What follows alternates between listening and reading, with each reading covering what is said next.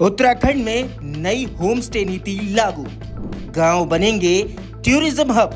Community tourism model से बदलेगी पहाड़ के गांवों की तस्वीर। अब 8 होम स्टे मिलकर विकसित करेंगे पूरा पर्यटन गांव। नई होम स्टे नीति से युवाओं को रोजगार, पलायन रोकने पर फोकस। ऑनलाइन रजिस्ट्रेशन और डिजिटल सिस्टम से आसान होगा होम स्टे संचालन। उत्तराखंड में होम स्टे योजना अब नए और बड़े बदलाव के साथ नजर आने वाली है।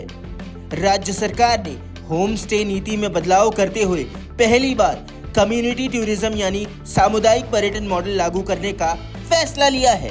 सरकार का दावा है कि इस नई व्यवस्था से गांवों को पर्यटन से जोड़ा जाएगा, युवाओं को रोजगार मिलेगा और पलायन रोकने में मदद मिलेगी। साल 2015 में शुरू हुई होम स्टे योजना ने पहाड़ के गांवों में पर्यटन को नई पहचान दी। अब तक प्रदेश में 5000 से ज्यादा होम स्टे पंजीकृत हो चुके हैं, लेकिन कुछ जगहों पर योजना के गलत इस्तेमाल की शिकायतें भी सामने आई हैं, जिसके बाद सरकार ने नियमों में बदलाव किए हैं। नई नीति के तहत अब 8 से 10 होम स्टे मिलकर पूरे गांव या 3 से 6 गांवों के समूह को पर्यटन केंद्र के रूप में विकसित कर सकेंगे। यानी अब पर्यटक सिर्फ एक होम स्टे नहीं बल्कि पूरे गांव की संस्कृति, लोक कला, खान पान और परंपराओं का अनुभव कर पाएंगे। सरकार ने होम स्टे में कमरों की संख्या भी बढ़ा दी है। एक होम स्टे में 8 कमरे तक बनाए जा सकेंगे।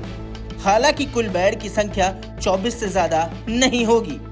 नई नीति में ऑनलाइन रजिस्ट्रेशन, डिजिटल वेरिफिकेशन और ऑनलाइन रिन्यूअल जैसी सुविधाएं भी दी गई हैं, ताकि लोगों को सरकारी दफ्तरों के चक्कर न लगाने पड़े।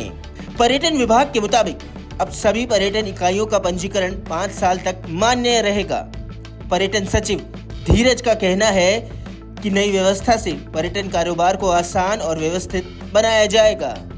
वहीं पर्यटन उप निरीक्षक पूनम चंद ने कहा कि सामुदायिक पर्यटन मॉडल से पूरे गांव की अर्थव्यवस्था मजबूत होगी।